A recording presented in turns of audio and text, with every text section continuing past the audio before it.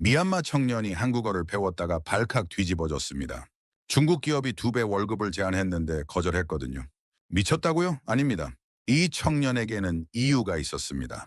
아버지가 중국 건설회사에서 일하다 사고로 돌아가셨습니다. 보상금은 단 한 푼도 받지 못했죠.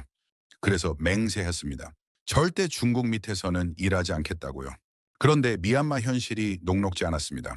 대학을 졸업해도 일자리가 없었거든요. 있는 건 중국 기업뿐이었습니다. 그때 이 청년 앞에 한국어가 나타났습니다. 처음에는 반신반의했죠. 한국어 배워서 뭐 하나 싶었습니다. 그런데 석 달 만에 놀라운 일이 벌어졌습니다. 미얀마어와 한국어 문법이 똑같았던 겁니다.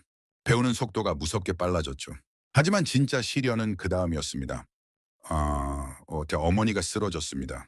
병원비가 급했습니다. 여동생은 대학을 포기하겠다고 했습니다. 바로 그 순간 아버지를 죽게 한 중국 회사가 다시 나타났습니다. 거액의 계약금을 흔들면서요. 포기할 것인가? 끝까지 갈 것인가? 청년은 운명의 선택 앞에 섰습니다. 그런데 이 청년을 일으켜 세운 건 한국이었습니다. 한국 사람들이었습니다. 한국이라는 나라가 이 청년의 인생을 완전히 바꿔놓았습니다. 도대체 한국이 무슨 마법을 부린 걸까요? 한국의 어떤 힘이 미얀마 청년의 운명을 뒤집은 걸까요? 그 놀라운 이야기 지금 바로 시작합니다. 안녕하세요. 저는 미얀마 양곤에서 태어난 뚜라 미나웅입니다.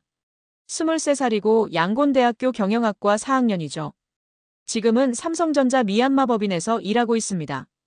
하지만 1년 전만 해도 저는 아무것도 아니었습니다. 새벽 5시에 일어나 대학교에 갔습니다. 낮에는 수업을 듣고 밤에는 식당에서 서빙 아르바이트를 했죠. 집에 돌아오면 자정이 넘었습니다. 그렇게 하루하루를 버텼습니다. 어머니 다위는 새벽부터 밤까지 재봉틀을 돌리셨습니다. 손이 갈라지고 허리가 굽었지만 불평 한마디 안 하셨죠. 18살 여동생 에인드라는 대학 진학을 포기해야 할 처지였습니다. 14살 남동생 아웅조는 학용품도 제대로 못 사는 형편이었고요. 우리 가족은 늘 가난했습니다. 아버지가 안 계셨거든요. 5년 전에 돌아가셨습니다. 중국 건설회사에서 일하시다가 사고를 당하셨죠. 30m 높이에서 떨어지셨습니다. 안전장비가 부실했던 겁니다. 병원으로 실려가셨지만 치료비가 없었습니다. 회사에 연락했더니 담당자가 이렇게 말했습니다. 계약서에 써 있잖아요. 공사장은 원래 위험하다고요. 아버지는 제대로 된 치료도 못 받고 사흘 만에 눈을 감으셨습니다. 장례식장에서 그 중국인 담당자를 다시 만났습니다. 천웨이라는 사람이었죠. 천웨이는 조의금 봉투 하나를 내밀며 말했습니다. 안타깝네요. 하지만 어쩔 수 없잖아요. 그게 전부였습니다. 보상금은 한 푼도 없었습니다. 그날 밤 저는 맹세했습니다. 절대로 중국 밑에서는 일하지 않겠다고요. 아버지처럼 되지 않겠다고요. 하지만 미얀마 현실은 잔인했습니다. 군부 쿠데타 이후 경제가 무너졌거든요. 대학을 졸업해도 일자리가 없었습니다. 있는 건 중국 기업뿐이었죠. 친구들은 하나둘 중국 회사로 들어갔습니다. 저도 그래야 하나 고민했습니다. 졸업이 6개월 앞으로 다가왔습니다. 불안한 밤이 계속됐죠. 잠이 안 오는 밤이면 아버지가 유일하게 사주신 선물을 꺼냈습니다. 낡은 한국산 라디오였습니다. 전파 상태가 안 좋아서 지직거렸지만 가끔 한국 노래가 흘러나왔죠. 가사는 몰랐습니다.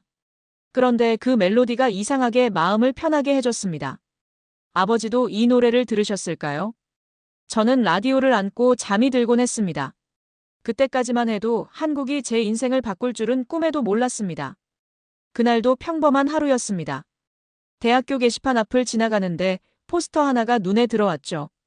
한국어 무료 강좌, 한국국제협력단 지원. 처음에는 그냥 지나쳤습니다.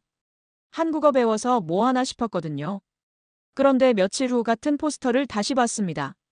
이번에는 작은 글씨가 눈에 들어왔죠. 한국 기업 취업 연계 프로그램. 가슴이 뛰었습니다. 혹시 중국 말고 다른 선택지가 있는 걸까요? 양곤 시내에 있는 한국어 학당을 찾아갔습니다. 낡은 건물 3층에 있었죠. 문을 열고 들어가니 한국 사람이 저를 맞았습니다. 안녕하세요. 저는 김서연이에요. 여기 원장이죠. 32살쯤 돼 보이는 여자분이었습니다. 눈이 반짝반짝 빛났죠. 서연 원장님은 열정적으로 설명해 주셨습니다. 한국어를 배우면 인생이 달라진다고요. 처음에는 과장이라고 생각했습니다. 그런데 원장님이 숫자를 보여주셨죠. 한국 기업 취직자 평균 월급이 중국 기업의 2배였습니다. 눈이 번쩍 뜨였습니다. 등록하겠다고 말씀드렸습니다. 그런데 문제가 있었죠. 집에서 어머니가 반대하셨거든요. 공부할 시간에 돈을 벌어야지. 어머니는 한숨을 쉬셨습니다. 당장 생활비가 부족한데 한국어가 뭐냐는 거였죠. 저는 어머니를 설득했습니다. 이게 마지막 기회라고요. 중국 회사 가면 아버지처럼 될 수 있다고요. 어머니는 아버지 이야기에 말문이 막히셨습니다. 한참을 침묵하시다가 고개를 끄덕이셨죠. 대신 아르바이트는 계속해야 한다고 하셨습니다. 첫 수업 날이 왔습니다. 교실에 들어가니 20명쯤 있었죠. 그 중에 아는 얼굴이 보였습니다. 절친한 친구 윈툰이었습니다. 윈툰도 한국어를 배우러 온 거였죠. 반가웠습니다. 또 다른 얼굴들도 있었습니다. 21살 니라르는 집안 사정이 복잡해 보였고 49살 조민 아저씨는 늦은 나이에 새 출발을 꿈꾸는 것 같았죠. 우리는 서로 인사를 나눴습니다. 수업이 시작됐습니다. 한글 자음 모음부터 배웠죠. 기역, 니은, 디귿, 리을. 신기했습니다. 미얀마어와 순서가 비슷했거든요. 나는 밥을 먹는다. 미얀마어로도 나는 밥을 먹는다. 어순이 똑같았습니다. 영어랑은 완전히 달랐죠. 서연 원장님이 말씀하셨습니다. 미얀마 사람들은 한국어를 정말 빨리 배운다고요. 희망이 생겼습니다. 그런데 대학에서 문제가 생겼습니다. 같은 과 선배 표나잉이 저를 비웃었거든요. 한국어? 그거 배워서 뭐하게? 표나잉은 중국 유학파였습니다. 부잣집 아들이었죠. 저를 깔보는 눈빛이 불쾌했습니다. 하지만 참았습니다. 증명하면 되니까요. 한국어 공부를 시작한 지 2달이 지났습니다. 저는 스스로도 놀랄 만큼 빠르게 실력이 늘었죠. 미얀마어와 한국어 문법이 똑같았기 때문입니다. 주어 목적어 동사 순서가 완전히 일치했거든요. 영어처럼 머리 아프게 어순을 바꿀 필요가 없었습니다. 3달째 되던 날이었습니다. 서연 원장님이 수업 후에 저를 따로 부르셨죠. 뚜라 씨, 잠깐 이야기 좀 할까요? 무슨 일인가 싶어 따라갔습니다. 원장님 사무실은 작았지만 한국 관련 책들로 가득 차 있었죠.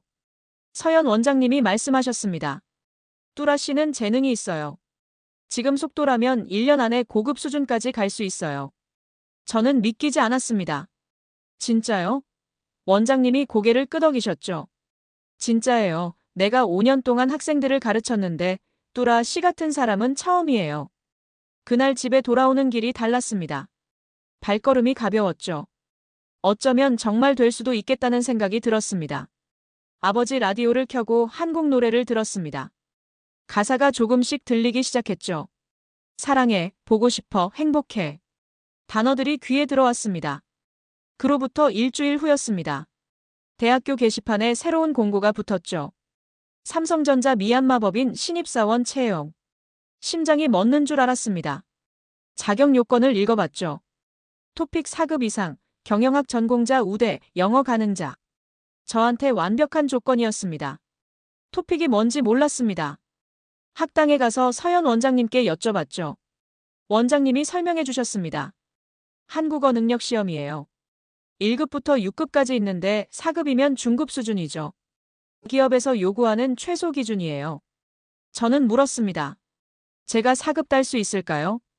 원장님이 잠시 생각하셨죠. 지금 실력이면 3급 정도예요. 4급까지는 좀 더 노력해야 해요. 시험이 언제예요? 3달 후요. 3달 안에 3급에서 4급으로 올려야 했습니다. 불가능해 보였죠. 하지만 서연 원장님이 말씀하셨습니다. 못할 건 없어요. 죽기 살기로 하면 돼요. 나도 도와줄게요. 문제는 돈이었습니다. 토픽 응시료가 8만 짜시였거든요. 한화로 4만 원 정도였죠. 미얀마에서는 큰 돈이었습니다. 거기에 교재비까지 합치면 한 달 생활비에 맞먹었죠. 어머니께 말씀드릴 수 없었습니다. 이미 충분히 힘드셨으니까요. 저는 결심했습니다. 아르바이트 시간을 늘리기로요. 낮에는 대학교와 학당에서 공부하고 밤에는 식당에서 더 오래 일하기로 했죠. 밤 11시까지 하던 걸 새벽 1시까지 늘렸습니다. 첫 주는 버틸만 했습니다. 그런데 둘째 주부터 몸이 힘들어지기 시작했죠. 수업 시간에 졸았습니다. 선생님 말씀이 귀에 안 들어왔죠. 그래도 버텼습니다. 이게 마지막 기회라고 생각했으니까요. 윈툰이 걱정했습니다. 야, 너 얼굴이 왜 그래? 괜찮아, 좀 피곤해서 그래. 저는 웃어 보였죠. 하지만 속으로는 불안했습니다. 이 속도로 석 달을 버틸 수 있을까? 니라르도 눈치를 챘습니다. 뚜라, 오빠, 밥은 먹고 다녀요?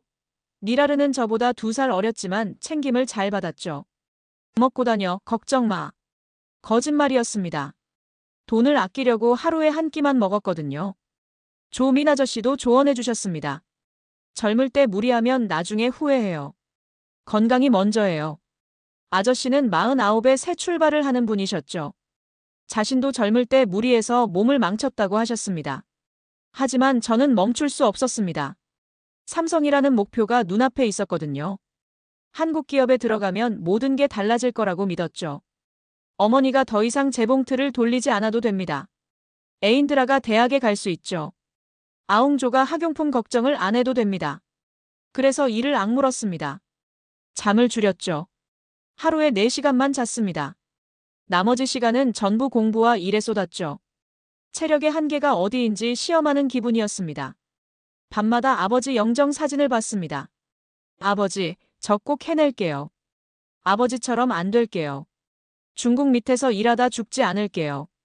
한국 회사 갈게요. 기다려주세요. 그렇게 한 달이 지났습니다. 몸이 한계에 다다르고 있었죠. 하지만 포기할 수 없었습니다. 아직 2달이 남았으니까요. 끝까지 가야 했습니다. 끝까지요. 무리한 스케줄이 한 달을 넘기자 몸이 망가지기 시작했습니다. 아침에 눈을 뜨는 것조차 힘들었죠. 온몸이 납덩이처럼 무거웠습니다. 그래도 일어났습니다. 쉴 수 없었으니까요.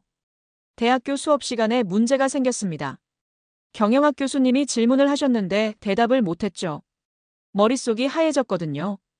교수님이 눈살을 찌푸리셨습니다. 뚜라, 요즘 왜 그래? 집중을 안 하네. 죄송합니다, 교수님. 고개를 숙였습니다. 한국어 학당에서도 마찬가지였습니다. 서연 원장님이 단어 시험을 보셨는데 절반밖에 못 맞췄죠. 원장님이 걱정스러운 눈으로 저를 보셨습니다. 뚜라 씨, 무슨 일 있어요? 몸이 안 좋아 보여요.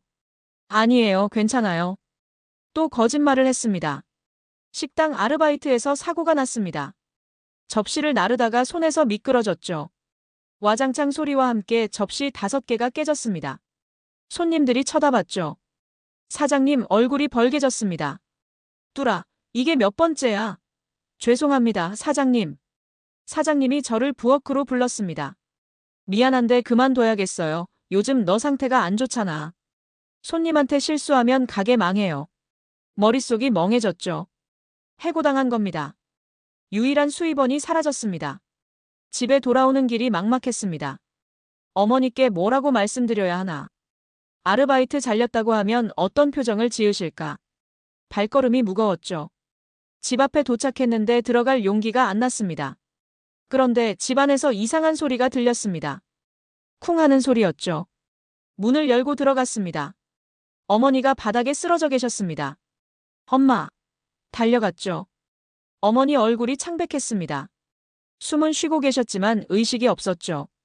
에인드라가 학교에서 돌아왔다가 비명을 질렀습니다. 오빠, 엄마가 왜 이래? 구급차를 불렀죠. 병원으로 실려갔습니다. 의사 선생님이 말씀하셨습니다.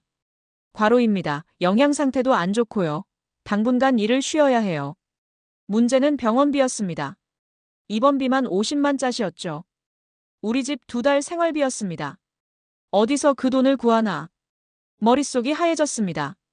에인드라가 울면서 말했습니다. 오빠, 나 대학 안 가도 돼. 내가 일할게. 안 돼. 내가 왜 희생해? 저는 단호하게 거절했죠. 하지만 대안이 없었습니다. 모아둔 돈을 다 합쳐도 병원비의 절반도 안 됐거든요. 그날 밤 아버지 영정 앞에 앉았습니다. 아버지, 어떡해요? 저 진짜 어떡해요? 눈물이 흘렀죠. 한국어 공부를 포기해야 하나 싶었습니다. 당장 돈을 벌어야 했으니까요. 토픽 시험이고 삼성이고 다 물거품이 될 것 같았습니다. 다음 날 대학교에 갔습니다. 정신이 없었죠. 그때 대강당 앞에 사람들이 모여 있는 게 보였습니다. 채용 설명회라는 현수막이 걸려 있었죠. 어떤 회사인가 봤습니다. 순간 심장이 멎었습니다. 천웨이가 있었습니다. 아버지를 죽게 한 그 중국 건설회사 사람이요. 마이크를 들고 떠들고 있었죠. 우리 회사는 미얀마 청년들에게 좋은 기회를 제공합니다. 월급도 높고 복지도 좋아요. 저도 모르게 주먹을 쥐었습니다. 거짓말쟁이. 아버지한테 뭘 했는지 알면서. 그때 천웨이가 저를 발견했죠. 눈이 마주쳤습니다. 천웨이가 웃으며 다가왔습니다. 너 혹시 미나웅 씨 아들 아니야?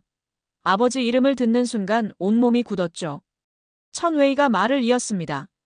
아버지 일은 안타까웠어, 진짜로. 우리 회사 올 생각 없어? 잘 챙겨줄게.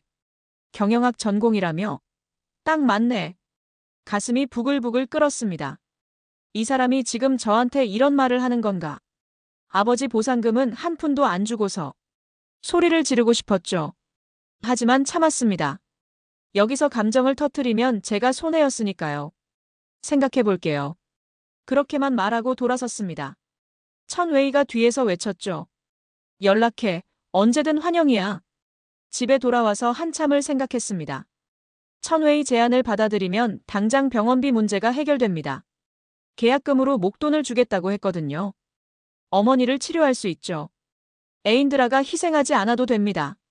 하지만 그러면 저는 아버지를 죽인 회사에서 일하게 됩니다. 제가 그토록 맹세했던 걸 스스로 깨는 거죠. 악마의 유혹이었습니다. 달콤하지만 삼키면 독이 되는. 그날 밤 잠이 안 왔습니다. 아버지 라디오를 켰죠. 지직거리는 소리 사이로 한국 노래가 흘러나왔습니다. 가사는 여전히 다 안 들렸지만 멜로디가 마음을 어루만져줬습니다. 아버지, 저 어떡해요? 대답은 없었죠. 어떻게 해야 할지 모르겠습니다. 그날 밤 악몽을 꿨습니다. 아버지가 꿈에 나오셨죠. 30m 높이의 건설 현장이었습니다. 아버지가 작업을 하고 계셨죠. 안전고리가 끊어졌습니다. 아버지가 떨어지셨죠. 저는 소리를 질렀습니다. 아버지! 하지만 손이 닿지 않았죠. 땀에 젖어 깨어났습니다. 심장이 미친 듯이 뛰었죠. 시계를 봤습니다. 새벽 3시였습니다. 다시 잠들 수 없었죠. 그날 이후로 매일 밤 같은 꿈을 꿨습니다. 5년 전 기억이 선명하게 되살아났습니다. 병원 응급실에서 아버지를 기다리던 밤이었죠. 어머니는 울고 계셨습니다. 저는 18살이었죠. 어른 행세를 해야 했습니다. 동생들을 달래야 했거든요. 의사 선생님이 나오셨습니다. 표정이 어두웠죠. 미안합니다. 최선을 다했지만. 그 말을 듣는 순간 세상이 무너지는 것 같았습니다. 어머니가 비명을 지르셨죠. 저는 멍하니 서 있었습니다. 울지도 못했습니다. 장례식에서 천웨이를 처음 만났습니다. 양복을 번듯하게 입고 나타났죠. 안타깝네요. 근데 계약서에 다 써 있잖아요. 공사장은 원래 위험하다고요. 그 말투가 아직도 귀에 선합니다. 마치 우리 가족이 거짓말을 하는 것처럼 말했죠. 보상금을 요구했습니다. 천웨이가 코웃음을 쳤죠. 보상금? 내 아버지 실수로 사고 난 건데. 오히려 우리가 손해봤어. 우리 가족은 할 수 있는 게 없었습니다. 돈도 없고 권력도 없었으니까요. 그렇게 아버지는 아무 보상도 못 받고 떠나셨습니다. 그 기억이 매일 밤 저를 괴롭혔습니다. 그리고 지금 그 천웨이가 저한테 손을 내밀고 있었죠. 와서 일해, 잘 챙겨줄게. 역겨웠습니다. 하지만 동시에 유혹적이었죠. 당장 어머니 병원비가 급했으니까요. 며칠 동안 고민했습니다. 머리가 터질 것 같았죠. 한국어 공부는 손에 안 잡혔습니다. 학당에 가도 집중이 안 됐죠. 서연 원장님이 눈치를 채셨습니다. 뚜라 씨, 요즘 왜 그래요? 무슨 일 있죠? 원장님의 따뜻한 눈빛에 결국 털어놓았습니다. 어머니 병원비 이야기, 아르바이트 해고 이야기, 그리고 천웨이의 제안까지요. 다 말하고 나니 눈물이 났습니다. 원장님 앞에서 울다니 창피했죠. 서연 원장님이 제 손을 잡으셨습니다. 뚜라 씨, 잠깐만 기다려봐요. 내가 방법을 찾아볼게요. 한 달만 버텨요. 제발요. 원장님 눈에도 눈물이 고여 있었죠. 그날 밤 집에 돌아와서 생각했습니다. 원장님이 뭘 할 수 있을까? 외국인이 미얀마 사람 하나 도와봤자 한계가 있지 않나. 솔직히 기대하지 않았습니다. 그냥 위로의 말씀이라고 생각했죠. 어머니 병실에 갔습니다. 어머니는 주무시고 계셨죠. 얼굴이 많이 야위셨습니다. 평생 가족을 위해 일하셨는데 이렇게 쓰러지시다니. 가슴이 찢어지는 것 같았습니다. 에인드라가 병실 한쪽에서 졸고 있었습니다. 학교도 못 가고 어머니를 간호하느라 지쳐 있었죠. 18살짜리 애가 이런 짐을 져야 하다니. 다 제 잘못 같았습니다. 아웅조에게 전화했습니다. 형, 엄마 괜찮아? 언제 퇴원해? 동생의 맑은 목소리가 가슴을 후볐죠. 곧 나으실 거야, 걱정 마. 거짓말이었습니다. 퇴원은커녕 입원비도 못 내고 있었으니까요. 밤마다 악몽이 계속됐습니다. 아버지가 떨어지는 꿈, 어머니가 쓰러지는 꿈, 동생들이 굶는 꿈. 제대로 잠을 잔 게 언제였는지 기억이 안 났죠. 몸과 마음이 모두 한계에 다다르고 있었습니다. 천회의 얼굴이 자꾸 떠올랐습니다. 와서 일해, 잘 챙겨줄게. 그 말이 귓가에 맴돌았죠. 포기하면 편해질 것 같았습니다. 한국어고 뭐고 다 때려치우고 그냥 천회희한테 가면 당장은 해결되니까요. 하지만 그러면 저는 평생 후회할 겁니다. 아버지 무덤 앞에 설 면목이 없겠죠. 저 자신을 용서할 수 없을 겁니다. 중국 밑에서 일하지 않겠다던 맹세를 제 손으로 깨는 거니까요. 어떻게 해야 할지 모르겠습니다. 정답이 뭘까요? 아버지, 알려주세요. 제가 뭘 해야 해요? 아버지 영정사진은 말이 없었습니다. 라디오에서 한국 노래만 지직거리며 흘러나왔죠. 저는 무릎을 꿇고 울었습니다. 오래오래 울었습니다. 사흘 후였습니다. 서연 원장님에게 연락이 왔죠. 뚜라 씨, 학당으로 와요. 좋은 소식이 있어요. 무슨 소식인지 궁금했지만 기대는 안 했습니다. 뭐가 좋은 소식이겠어요. 학당에 도착하니 원장님 사무실에 낯선 분이 계셨습니다. 40대 초반으로 보이는 한국 여자분이었죠. 서연 원장님이 소개해 주셨습니다. 이분은 최영미 씨예요. 양곤 한인회 부회장이시죠. 뚜라 씨 이야기를 들으시고 도와주고 싶다고 하셨어요. 저는 어리둥절했습니다. 왜 모르는 사람이 저를 도와주려고 하죠? 최영미 씨가 웃으며 말씀하셨습니다. 서연 원장한테 이야기 들었어요. 어머니 병원비가 급하다면서요? 이거 받아요. 봉투 하나를 내미셨죠. 열어보니 돈이 들어 있었습니다. 30만 짜시였죠. 병원비의 절반이 넘는 금액이었습니다. 저는 깜짝 놀랐죠. 이건 너무 큰 돈이에요. 못 받아요. 최영미 씨가 손사래를 치셨습니다. 나중에 성공하면 갚아요. 지금은 받아요.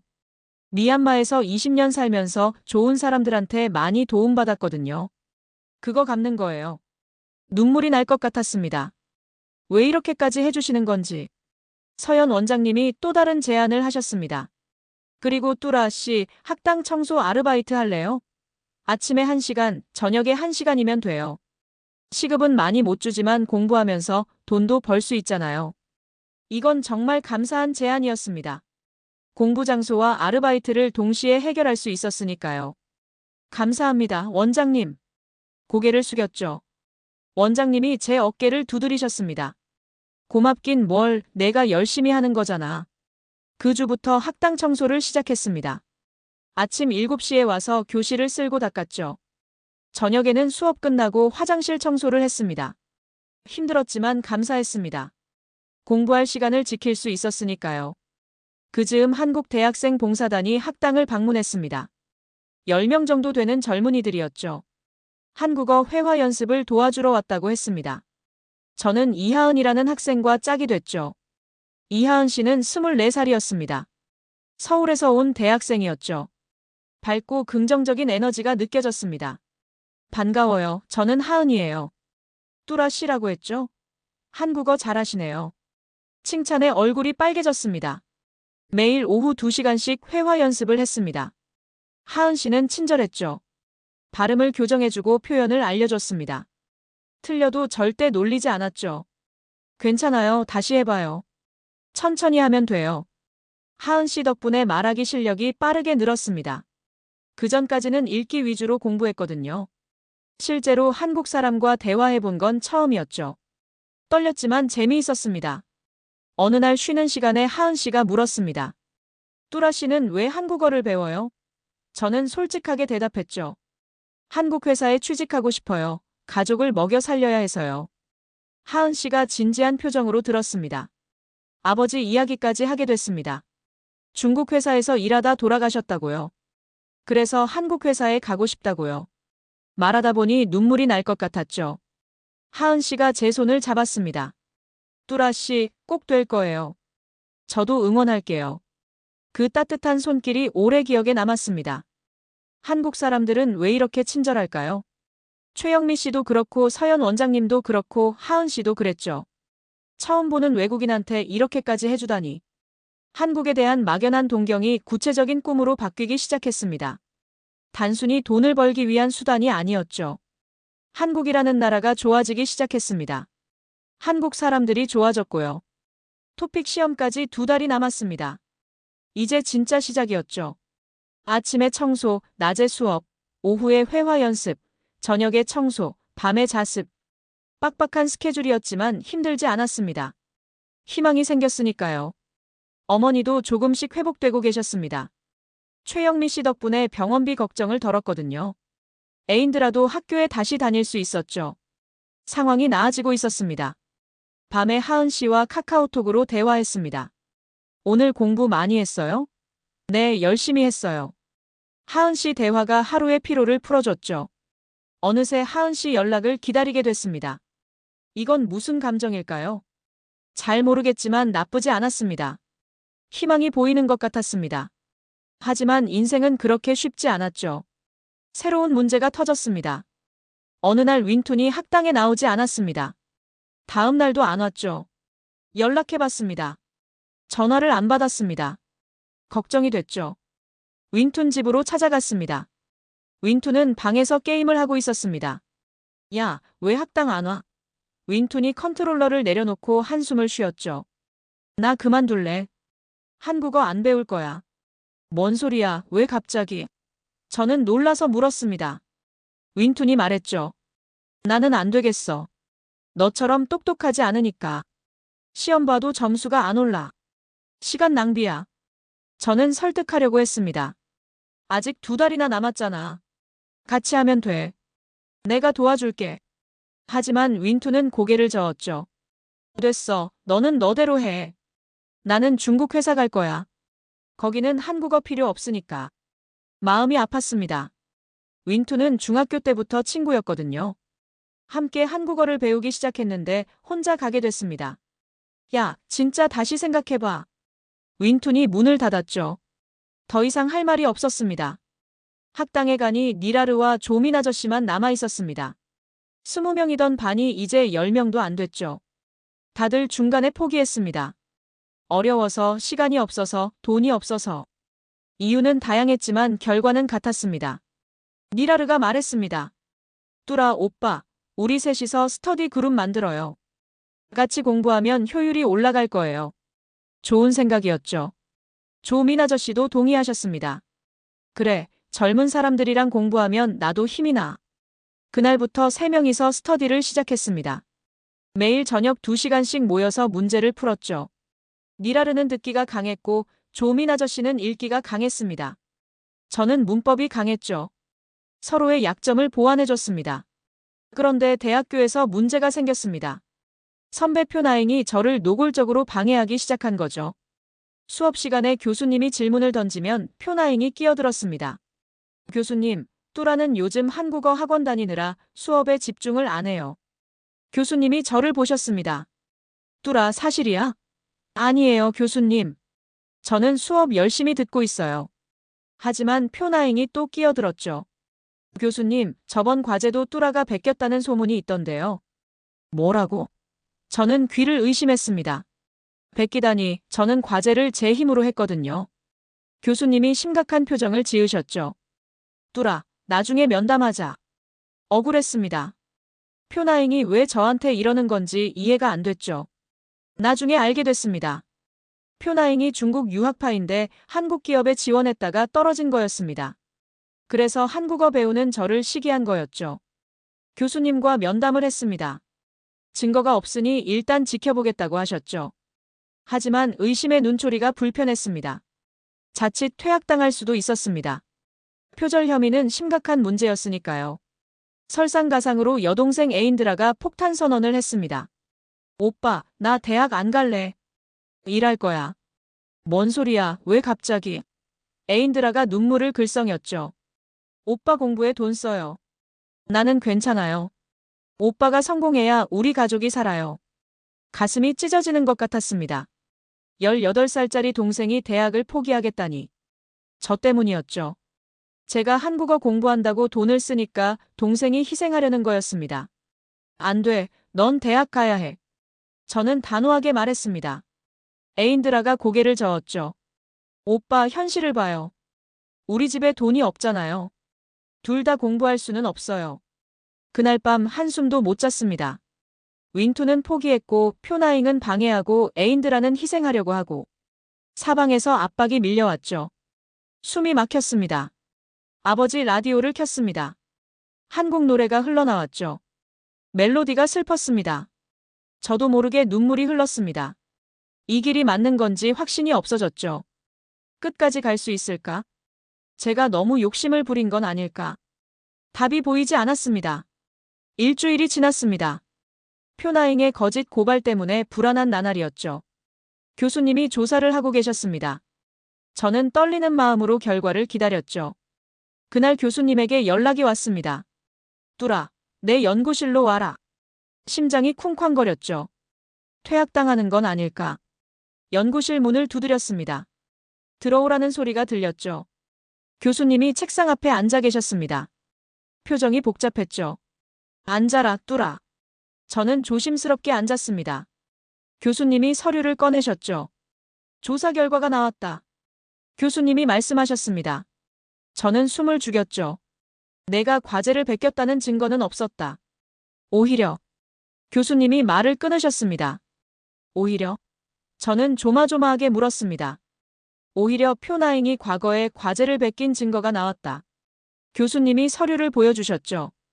표나잉이 2년 전에 제출한 과제와 인터넷 자료가 거의 똑같았습니다. 표절률 80%였죠. 믿기지 않았습니다. 저를 고발한 사람이 오히려 표절범이었던 겁니다. 교수님이 말씀하셨죠. 표나잉은 징계위원회에 회부될 거다. 너한테는 미안하게 됐다, 뚜라. 머릿속이 복잡했습니다. 기쁘면서도 씁쓸했죠. 표나잉이 저를 시기해서 거짓말을 한 거였습니다. 그 때문에 며칠을 고통받았죠. 하지만 결국 진실이 밝혀졌습니다. 대학교를 나오는데 표나잉과 마주쳤습니다. 표나잉의 얼굴이 일그러져 있었죠. 야, 내가 고자질했지? 아니, 나는 아무 말도 안 했어. 표나잉이 제 멱살을 잡았습니다. 두고 봐, 너 끝장이야. 주변 학생들이 말렸죠. 표나잉이 욕을 퍼붓다가 가버렸습니다. 떨리는 손을 진정시켰죠. 험한 꼴을 당할 뻔했지만 넘겼습니다. 지금은 표나잉한테 신경 쓸 때가 아니었으니까요. 그날 저녁 학당에 갔습니다. 서연 원장님이 밝은 표정으로 저를 부르셨죠. 뚜라 씨, 좋은 소식 있어요. 오늘 손님이 오셨어요. 원장님 사무실에 들어가니 중년의 한국 남자분이 계셨습니다. 딱 봐도 중요한 분 같았죠. 정장을 말끔하게 입고 계셨습니다. 서연 원장님이 소개해 주셨죠. 이분은 박준혁 상무님이에요. 삼성전자 미얀마 법인에서 일하세요. 삼성전자. 심장이 뛰었습니다. 제가 목표로 하는 회사였거든요. 박준혁 상무님이 자리에서 일어나 악수를 청하셨죠. 반갑습니다, 뚜라 씨. 서연 원장님한테 이야기 많이 들었어요. 저는 떨리는 손으로 악수를 했습니다. 안녕하세요, 상무님. 만나 뵙게 되어 영광입니다. 한국어로 인사했죠. 상무님이 미소를 지으셨습니다. 한국어 잘하시네요. 상무님이 자리에 앉으시며 말씀하셨습니다. 저도 가난한 집안 출신이에요. 부산 빈민가에서 태어났죠. 대학 등록금도 없어서 공장에서 일하면서 야간 대학을 다녔어요. 그래서 뚜라 씨 이야기가 남 같지 않았어요. 눈시울이 뜨거워졌습니다. 이렇게 높은 분이 저와 비슷한 배경이라니요.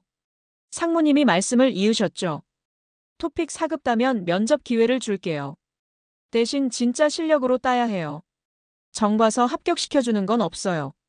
감사합니다, 상무님. 저는 고개를 숙였습니다. 꼭 해내겠습니다. 상무님이 제 어깨를 두드리셨죠. 믿어요, 열심히 해요.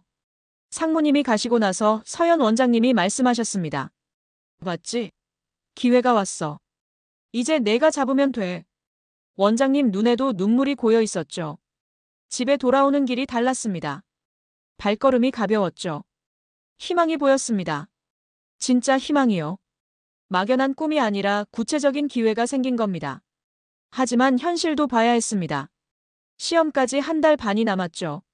지금 실력으로는 3급 수준이었습니다. 4급까지 올리려면 죽기 살기로 해야 했죠. 불가능에 가까웠습니다. 그날 밤 아버지 영정 앞에 앉았습니다. 아버지, 기회가 왔어요. 삼성이에요. 근데 시험이 너무 어려워요. 할 수 있을까요? 아버지 사진이 말없이 저를 바라봤죠. 할 수 있어. 그런 대답이 들리는 것 같았습니다. 라디오를 켰습니다. 한국 노래가 흘러나왔죠. 가사가 들렸습니다. 포기하지 마, 내 꿈을 위해. 우연이었을까요? 아니면 아버지가 보내주신 메시지였을까요? 저는 결심했습니다. 끝까지 가보겠다고요. 어떻게든 4급을 따겠다고요. 니라르와 조민 아저씨에게 연락했습니다. 우리 더 열심히 하자. 삼성 면접 기회 생겼어. 니라르가 환호했죠. 와, 대박. 조민 아저씨도 기뻐하셨습니다. 우리도 힘낼게. 같이 가자. 그날부터 진짜 전쟁이 시작됐습니다. 한 달 반 안에 기적을 만들어야 했죠. 가능할까요? 모르겠습니다. 하지만 해볼 겁니다. 끝까지요. 토픽 시험까지 한 달이 남았습니다. 저는 모든 것을 걸었죠. 새벽 5시에 일어나 단어를 외웠습니다. 아침에 학당 청소를 하고 낮에는 문제집을 풀었죠. 오후에는 하은 씨와 회화 연습을 했습니다. 저녁에 또 청소를 하고 밤에는 니라르, 조민 아저씨와 스터디를 했죠. 자정이 넘어서야 집에 돌아왔습니다. 그런데 점수가 안 올랐습니다. 모의고사를 봤는데 여전히 3급 수준이었죠. 4급 커트라인까지 20점이 부족했습니다. 서연 원장님이 말씀하셨죠. 뚜라 씨, 조금만 더 힘내요. 분명 오를 거예요. 하지만 저는 확신이 없었습니다. 밤마다 불안에 시달렸습니다. 눈을 감으면 시험지가 떠올랐죠. 문제를 못 푸는 악몽을 꿨습니다. 땀에 젖어 깨어났죠. 다시 잠들기가 무서웠습니다.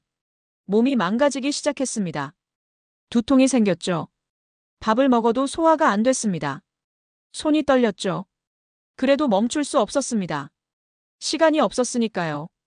어느 날 학당에서 공부하다가 갑자기 눈앞이 캄캄해졌습니다. 정신을 차려보니 바닥에 쓰러져 있었죠. 서연 원장님이 놀라서 달려오셨습니다. 뚜라 씨, 괜찮아요? 저는 일어나려고 했지만 다리에 힘이 없었죠. 병원에 실려갔습니다. 의사 선생님이 검사를 하시더니 심각한 표정을 지으셨죠. 극심한 스트레스와 수면 부족입니다. 영양 상태도 엉망이고요. 이러다가 큰일 납니다. 당장 쉬어야 해요. 쉬라고요? 시험이 3주 앞인데요? 저는 항의했습니다. 의사 선생님이 단호하게 말씀하셨죠. 시험보다 몸이 먼저예요. 이대로 가다가는 시험장에도 못 가요. 병원에서 나오는데 어머니가 달려오셨습니다. 애인들한테 연락을 받으신 거였죠. 어머니 얼굴이 새하얗게 질려 있었습니다. 아들아, 괜찮아. 엄마가 왔어. 어머니가 저를 부둥켜 안으셨습니다. 어머니 품에서 울음이 터졌죠. 엄마, 나 못할 것 같아. 시험 못 볼 것 같아. 처음으로 약한 모습을 보였습니다. 어머니가 제 얼굴을 두 손으로 감싸셨습니다. 뚜라야, 공부 그만해. 내가 쓰러지면 우리 다 죽어. 시험이고 뭐고 내 건강이 먼저야. 어머니 눈에서도 눈물이 흘렀죠. 집에 돌아왔습니다. 애인들아가 죽을 끓여줬죠. 아웅조가 물을 떠왔습니다. 형, 많이 아파. 동생의 맑은 눈이 걱정으로 가득 차 있었죠. 아니, 괜찮아. 금방 나을 거야. 거짓말이었습니다. 그날 밤 하은 씨에게 연락했습니다. 하은 씨, 저 포기하려고요. 못하겠어요. 한참 동안 답이 없었죠. 그러다가 전화가 왔습니다. 뚜라 씨, 무슨 소리예요? 포기하면 안 돼요. 하은 씨 목소리가 떨리고 있었죠. 저는 힘없이 말했습니다. 현실이 안 돼요.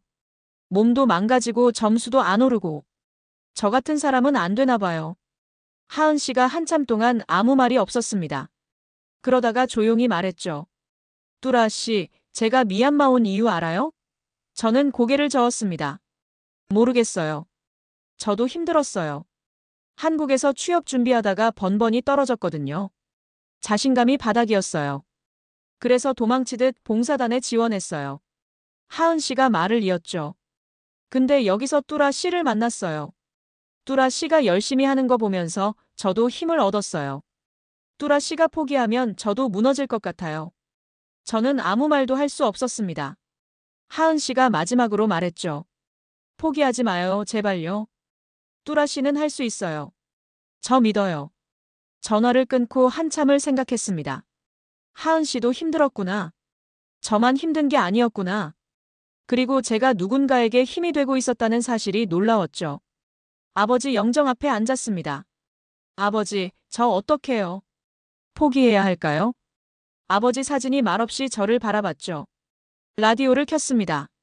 지직거리는 소리만 났습니다. 한국 노래가 안 나왔죠.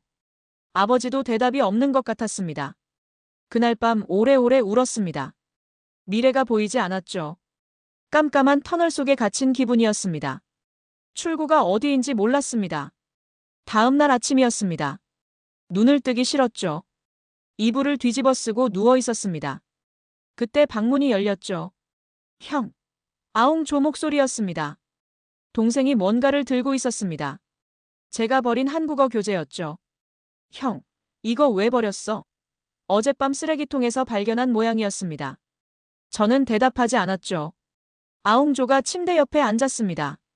형, 나도 한국어 배울래. 같이 하자. 동생의 맑은 눈이 저를 똑바로 바라보고 있었죠. 14살짜리 동생이 형을 일으켜 세우려고 하는 거였습니다. 왜? 저는 힘없이 물었습니다. 아웅조가 대답했죠. 형이 한국 회사 가면 나도 나중에 한국 갈 거야. 형이랑 같이 한국에서 살고 싶어. 그래서 미리 배우려고. 가슴이 뜨거워졌습니다. 이 어린 동생이 저를 위해 이런 말을 하다니. 아웅조가 교재를 펼쳤죠. 형, 이거 어떻게 읽어? 기억이야? 동생이 한글을 가리키며 물었습니다. 저도 모르게 대답하고 있었죠. 응, 기억이야. 그 다음은 니은이고. 아웅조가 따라 읽었습니다. 기억, 니은, 디귿. 어렵지 않네. 동생의 해맑은 웃음이 방안을 환하게 밝혔죠. 그 순간 깨달았습니다. 포기하면 이 동생에게 뭘 보여줄 수 있나. 형이 포기하는 모습을 보여주면 동생도 포기하는 사람이 될 거다. 그건 안 된다고 생각했죠. 이불을 걷어차고 일어났습니다. 아웅조가 환하게 웃었죠. 형, 같이 공부하자. 그래, 같이 하자. 저도 웃었습니다. 오랜만에 웃어봤죠. 학당에 갔습니다. 서연 원장님이 놀라셨죠. 뚜라 씨, 괜찮아요? 쉬어야 하는 거 아니에요? 저는 고개를 저었습니다. 쉬면 안 돼요. 3주밖에 안 남았어요. 서연 원장님이 잠시 저를 바라보셨습니다. 그러다가 미소를 지으셨죠. 그래, 내가 그렇게 말하면 내가 막을 수 없지. 대신 조건이 있어요. 원장님이 말씀하셨습니다. 무슨 조건이요? 제가 물었죠. 매일 아침 2시간씩 나랑 1대1 수업해요. 내가 특별 과외해 줄게요. 원장님이 말씀하셨습니다. 무료예요. 대신 열심히 해야 해요. 감사했습니다. 원장님이 이렇게까지 해주시다니. 왜 이렇게 해주세요? 저는 물었죠. 서연 원장님이 창밖을 바라보시며 말씀하셨습니다. 나도 힘들 때가 있었어요. 한국에서 회사 다니다가 번아웃 왔거든요. 다 때려치우고 미얀마로 봉사하러 왔어요. 그런데 여기서 학생들을 만났어요. 눈빛이 반짝반짝한 학생들을요. 그 학생들이 나를 다시 살렸어요. 원장님이 저를 바라보셨죠. 뚜라 씨도 그런 학생이에요. 뚜라 씨가 열심히 하는 거 보면서 나도 힘을 얻어요. 그래서 돕고 싶은 거예요. 서로 돕는 거예요. 눈물이 날 것 같았습니다. 참았죠. 감사합니다, 원장님. 꼭 해낼게요. 원장님이 제 어깨를 두드리셨습니다. 알아요, 할 수 있어요. 믿어요. 그날부터 특별 과외가 시작됐습니다. 매일 아침 7시에 학당에 갔죠. 원장님이 벌써 와 계셨습니다.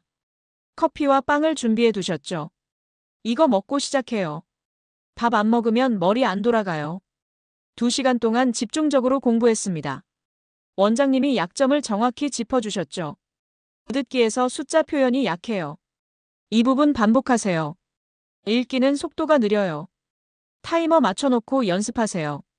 저녁에는 니라르, 조민 아저씨와 스터디를 계속했습니다. 니라르가 말했죠. 오빠, 요즘 눈빛이 달라졌어요. 무슨 일 있어요? 있어, 좋은 일이 생겼어. 저는 웃었습니다. 밤에는 하은 씨와 화상통화로 회화 연습을 했습니다. 하은 씨가 물었죠.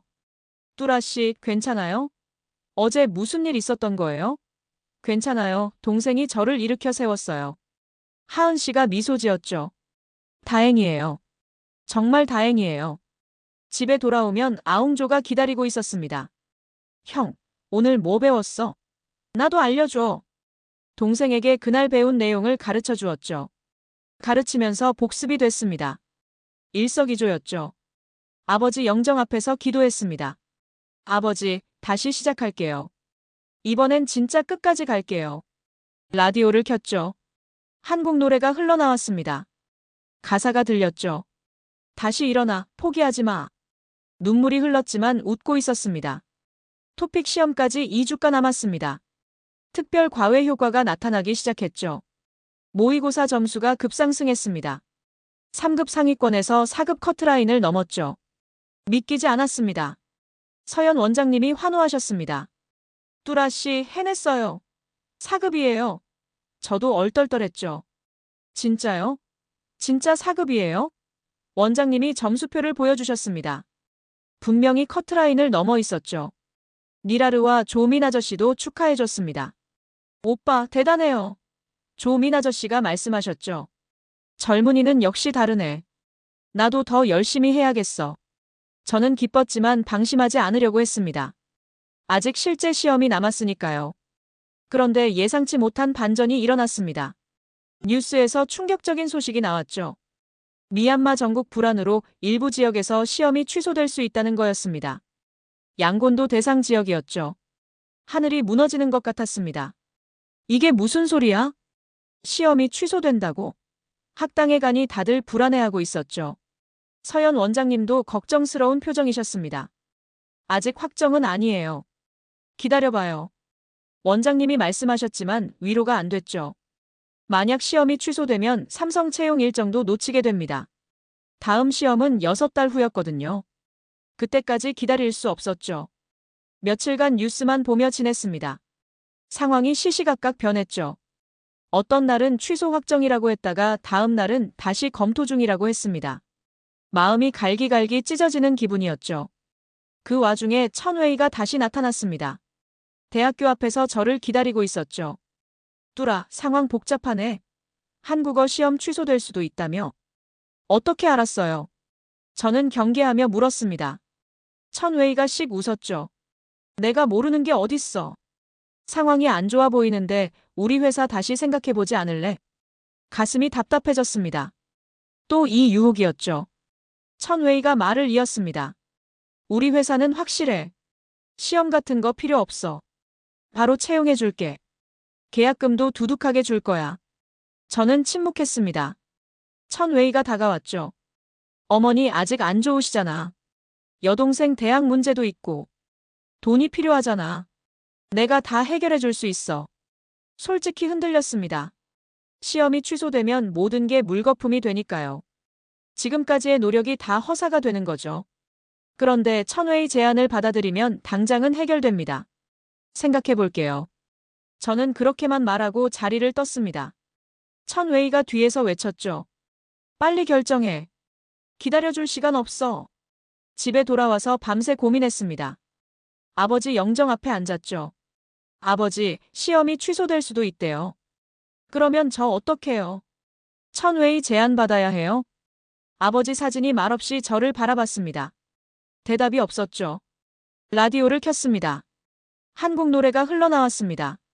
그런데 가사가 잘 안 들렸죠. 마음이 너무 복잡해서였을 겁니다.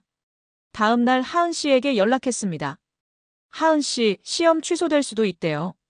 하은 씨가 놀랐죠. 뭐라고요? 진짜요? 저는 상황을 설명했습니다. 한참 동안 침묵이 흘렀죠. 그러다가 하은 씨가 말했습니다. 뚜라 씨, 아직 확정 아니잖아요. 끝까지 기다려봐요. 포기하기엔 일러요. 하은 씨 말이 맞았습니다. 아직 확정이 아니었죠. 희망의 끈을 놓으면 안 됐습니다. 알았어요. 기다려볼게요. 저는 대답했습니다. 그로부터 사흘 후였습니다. 뉴스에서 속보가 나왔죠. 양곤 지역 토픽 시험 정상 진행 확정. 심장이 멎는 줄 알았습니다. 정상 진행이라고? 취소 안 된다고? 서연 원장님에게 달려갔습니다. 원장님도 뉴스를 보셨죠? 뚜라 씨, 됐어요. 시험 본다. 저는 원장님을 덥석 안았습니다. 감사합니다, 원장님. 눈물이 쏟아졌죠. 시험까지 일주일. 이제 진짜 마지막 스퍼트였습니다. 시험까지 일주일이 남았습니다. 마지막 총력전이었죠. 아침에 일어나면 단어를 외웠습니다. 서연 원장님과 특별 과외를 하고 낮에는 문제집을 풀었죠. 저녁에는 니라르, 조민 아저씨와 스터디를 했습니다. 밤에는 하은 씨와 회화 연습을 했죠. 니라르가 말했습니다. 오빠, 우리 할 수 있어요. 꼭 합격해요. 조민 아저씨도 격려해 주셨죠. 젊은 사람들 열심히 하니까 나도 힘이 나네. 우리 셋 다 합격하자. 저는 고개를 끄덕였습니다. 네, 꼭 같이 합격해요. 시험 3일 전이었습니다. 박준혁 상무님에게서 메시지가 왔죠. 뚜라 씨, 시험 잘 보세요. 내 아버지도 하늘에서 보고 계실 거예요. 응원합니다. 가슴이 뭉클했습니다. 상무님이 아버지를 언급해 주시다니. 감사합니다, 상무님. 꼭 합격하겠습니다. 저는 답장을 보냈죠. 상무님이 다시 답했습니다. 합격하면 면접에서 만나요. 기다리고 있을게요. 더욱 의지가 불타올랐습니다. 시험 이틀 전 밤이었습니다. 어머니가 제 방에 들어오셨죠. 뚜라야, 잠깐 이야기 좀 하자. 어머니 얼굴이 평소와 달랐습니다. 뭔가 중요한 말씀을 하시려는 것 같았죠.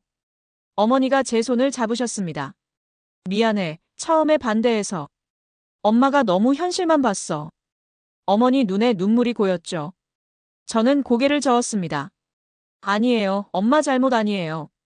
어머니가 말씀을 이으셨습니다. 내 아버지도 꿈이 있었어. 사업을 하고 싶었지. 근데 현실이 안 됐어. 그래서 중국 회사에 들어갔고 결국 어머니가 말을 잇지 못했죠. 저는 어머니를 안았습니다. 엄마, 저는 아버지 같은 길 안 갈 거예요. 한국 회사 갈 거예요. 꼭 성공할 거예요. 어머니가 고개를 끄덕이셨죠. 그래, 넌 할 수 있어. 엄마가 믿어. 시험 전날 밤이었습니다. 긴장이 됐죠. 잠이 안 왔습니다. 내일이면 운명이 결정됩니다. 합격하면 삼성 면접 기회가 생기고 불합격하면 모든 게 끝이죠. 아버지 라디오를 켰습니다. 지직거리는 소리가 났죠. 한참을 기다렸습니다. 그러다가 한국 노래가 흘러나왔죠. 가사가 선명하게 들렸습니다. 두려워하지 마. 넌 혼자가 아니야. 눈물이 흘렀습니다. 아버지가 응원해 주시는 것 같았죠. 영정 사진을 바라봤습니다. 아버지, 내일 시험이에요. 꼭 합격할게요. 지켜봐 주세요. 에인드라가 방문을 두드렸습니다. 오빠, 들어가도 돼? 들어와. 에인드라가 뭔가를 들고 있었죠. 부적이었습니다. 오빠, 이거 내가 만들었어. 시험 잘 보라고. 동생이 직접 천을 오려서 만든 부적이었습니다. 고마워, 에인드라. 저는 부적을 가슴에 품었죠. 에인드라가 말했습니다. 오빠, 꼭 합격해. 그리고 나도 나중에 대학 갈 거야. 오빠처럼 열심히 할 거야. 동생의 눈이 반짝였죠. 아웅조도 왔습니다. 형, 내일 시험이지. 화이팅! 동생이 주먹을 쥐어 보였죠. 저도 주먹을 쥐었습니다. 고마워, 아웅조. 형이 꼭 해낼게. 하은 씨에게서 메시지가 왔습니다. 뚜라 씨, 내일 시험 잘 보세요. 저도 한국에서 응원하고 있을게요. 푹 자고 컨디션 관리 잘하세요. 화이팅! 심장이 따뜻해졌죠. 감사합니다, 하은 씨. 꼭 합격할게요. 답장을 보냈습니다. 서연 원장님에게서도 연락이 왔습니다. 뚜라 씨, 오늘은 일찍 자요. 내일 최선을 다하면 돼요. 결과는 하늘에 맡기고요. 뚜라 씨는 할 수 있어요. 믿어요. 원장님의 따뜻한 메시지가 마음을 편하게 해줬죠. 마지막으로 아버지 영정 앞에 섰습니다. 아버지, 저 이제 자러 갈게요. 내일 시험 끝나면 다시 인사드릴게요. 기다려주세요. 라디오를 껐죠. 한국 노래가 멈췄습니다. 이불 속에 들어갔습니다. 에인드라가 만들어준 부적을 가슴에 안았죠. 눈을 감았습니다. 의외로 마음이 평온했습니다. 할 수 있는 건 다 했으니까요. 이제 최선을 다하면 됩니다. 천천히 잠이 들었죠. 내일 운명의 시험입니다. 토픽 시험 당일이었습니다. 새벽 5시에 눈을 떴죠. 긴장이 됐습니다. 심장이 두근거렸죠. 오늘 모든 게 결정됩니다. 어머니가 아침을 준비해 주셨습니다.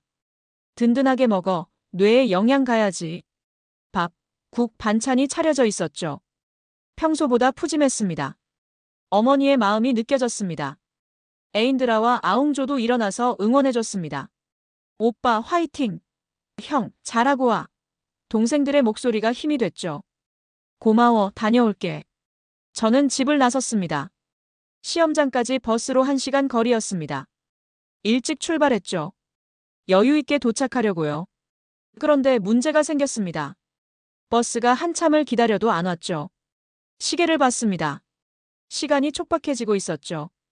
다른 버스를 탈까 생각했지만 마땅한 게 없었습니다.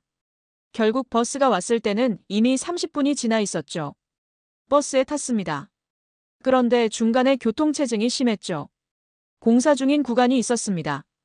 차가 전혀 안 움직였죠. 시계를 계속 봤습니다. 시험 시작까지 40분, 30분, 20분. 시간이 계속 줄어들었습니다. 땀이 났습니다. 이러다 지각하면 어떡하지? 시험장에 못 들어가면 모든 게 끝이었죠. 지금까지의 노력이 물거품이 됩니다. 버스가 드디어 움직이기 시작했습니다. 하지만 시험장까지 아직 3km가 남았죠. 시간은 15분밖에 없었습니다. 버스로는 안 될 것 같았죠. 다음 정류장에서 내렸습니다. 그리고 뛰기 시작했죠. 3km를 15분 안에 뛰어야 했습니다. 미친 듯이 달렸죠. 숨이 턱까지 찼습니다. 다리가 후들거렸죠. 지나가는 사람들이 쳐다봤습니다. 미친 사람처럼 보였겠죠. 상관없었습니다. 시험장에 도착하는 게 먼저였으니까요. 계속 뛰었습니다. 시험장이 보였습니다. 시계를 봤죠. 시험 시작 3분 전이었습니다. 마지막 힘을 짜내서 달렸습니다. 건물 안으로 들어갔죠. 시험실을 찾았습니다. 3층이었죠. 계단을 뛰어 올라갔습니다. 시험실 문 앞에 도착했습니다. 감독관이 망문을 닫으려고 하고 있었죠. 잠깐만요. 저는 소리쳤습니다. 감독관이 돌아봤죠.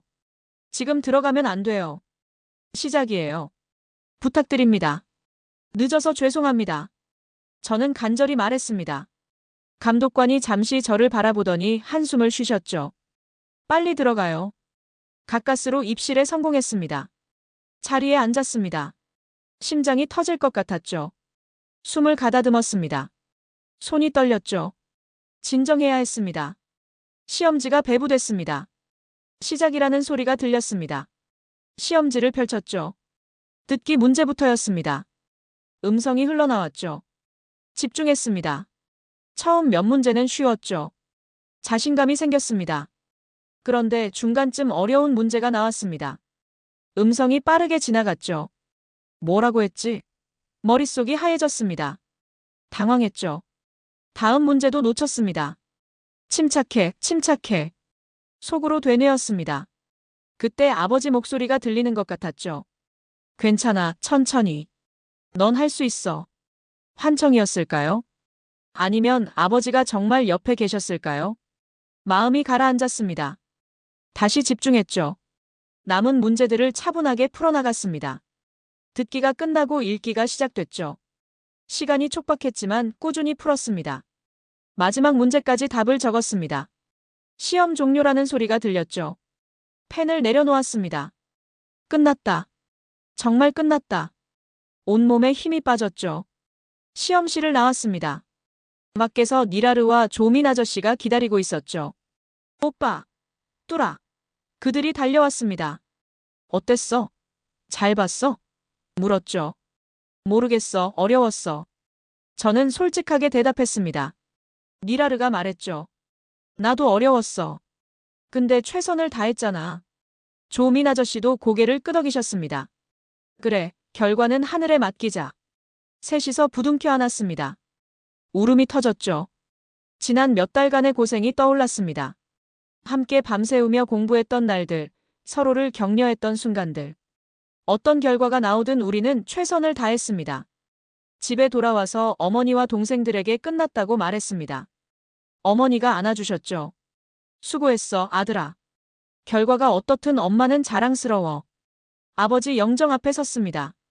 아버지, 시험 끝났어요. 최선을 다했어요. 이제 결과를 기다려야 해요. 라디오를 켰죠. 한국 노래가 흘러나왔습니다. 잘했어, 수고했어. 그런 가사인 것 같았죠. 시험 결과 발표까지 3주가 남았습니다. 긴 기다림이었죠. 매일 불안했습니다. 잘 봤을까, 떨어졌으면 어떡하지. 생각이 머릿속을 맴돌았죠. 그 사이에 천웨이가 또 나타났습니다. 이번에는 집 앞까지 찾아왔죠. 뚜라, 나왔네. 잠깐 이야기 좀 하자. 저는 경계하며 물었습니다. 뭔데요? 무슨 일이에요? 천웨이가 씩 웃었죠. 시험 결과 나오기 전에 우리 회사로 와. 지금 결정하면 계약금으로 200만 짜 줄게. 200만 짜시라면 우리 집 1년 생활비였습니다. 엄청난 금액이었죠. 심장이 쿵쿵 뛰었습니다. 200만 짜시면 어머니 치료비도 해결되고 애인들아 대학 등록금도 마련되죠. 당장 모든 문제가 해결됩니다. 천웨이가 다가왔습니다. 한국 시험 떨어지면 어떡할 거야? 다음 시험까지 6개월을 더 기다려야 해. 그동안 가족은 어떡하고? 그 말이 뼈를 찔렀죠. 생각해 볼게요. 저는 대답했습니다. 천웨이가 고개를 저었죠. 생각할 시간 없어. 일주일 안에 결정해. 안 그러면 이 제안 없던 걸로 할 거야. 천웨이가 가고 나서 밤새 고민했습니다. 방 안을 왔다 갔다 하며 생각했죠. 한국어 공부의 의미가 뭘까? 아버지의 죽음, 제 자존심, 가족의 고통. 모든 게 엉켜 있었습니다. 어머니에게 말씀드려야 하나 고민했습니다. 하지만 어머니를 또 걱정시키고 싶지 않았죠. 혼자 결정해야 했습니다. 며칠 동안 괴로워했습니다. 니라르와 조민 아저씨에게도 말 못했죠. 하은 씨에게도 말 못했습니다. 혼자 끙끙 앓았죠. 그러다가 애인드라가 눈치를 챘습니다. 오빠, 요즘 왜 그래? 무슨 일 있어? 저는 괜찮다고 했지만 애인드라는 믿지 않았죠. 오빠, 나한테 말해봐. 내가 도와줄게. 결국 털어놓았습니다. 중국 회사에서 큰 돈을 제안했다고요. 받아들이면 당장 우리 집 문제가 해결된다고요. 애인드라가 한참 동안 아무 말이 없었죠. 그러다가 애인드라가 말했습니다. 오빠, 우리는 조금 더 힘들어도 돼. 오빠가 원하는 거 해. 아버지 죽인 회사에서 일하면 오빠 평생 후회할 거잖아. 동생의 눈이 반짝였죠. 애인드라가 말을 이었습니다.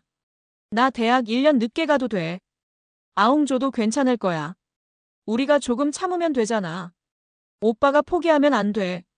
18살짜리 동생이 저보다 더 어른 같았습니다. 눈물이 났죠. 애인드라야, 고마워. 동생을 안았습니다. 결심이 섰습니다. 다음 날 천웨이에게 연락했죠. 만나자고 했습니다. 천웨이가 좋아하는 표정으로 나타났죠. 결정했어? 현명한 선택이야. 저는 천웨이를 똑바로 바라봤습니다. 거절하겠습니다. 아버지를 죽인 회사에서는 절대 일 안 합니다. 천웨이의 표정이 일그러졌죠. 뭐라고? 미쳤어? 이 기회를 걷어차겠다고? 천웨이가 소리를 질렀습니다. 저는 물러서지 않았죠. 네, 미쳤어요. 근데 상관없어요. 제 길을 갈 거예요. 천웨이가 이를 갈았습니다. 후회할 거다. 한국 시험 떨어지면 그때 울어도 소용없어. 알아서 해라. 천웨이가 가버렸죠. 손이 떨렸습니다. 하지만 마음은 편했죠. 옳은 선택을 했다는 확신이 있었습니다. 아버지 무덤 앞에 설 면목이 생겼죠. 집에 돌아와서 아버지 영정 앞에 섰습니다. 아버지, 저 거절했어요. 아버지 죽인 회사 안 갈 거예요. 한국 회사 갈 거예요. 기다려주세요. 라디오를 켰죠. 한국 노래가 흘러나왔습니다. 이상하게 그날따라 노래가 더 아름답게 들렸습니다. 아버지가 기뻐하시는 것 같았죠. 에인드라가 방에 들어왔습니다.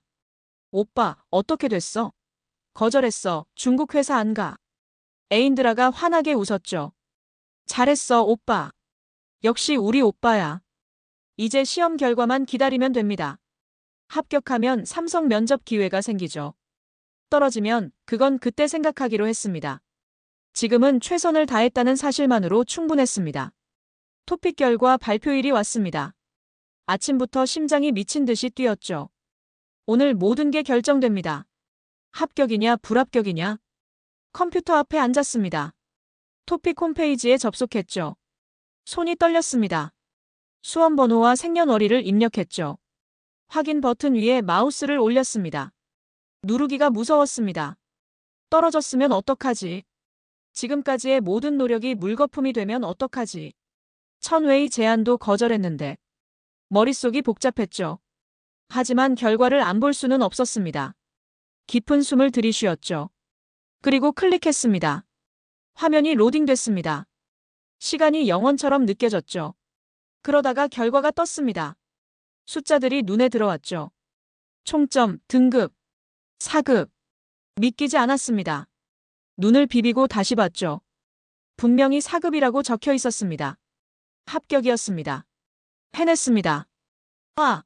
저도 모르게 소리를 질렀습니다. 방에서 뛰쳐나왔죠. 엄마! 에인드라! 아웅조! 가족들이 달려왔습니다. 왜 그래? 합격했어.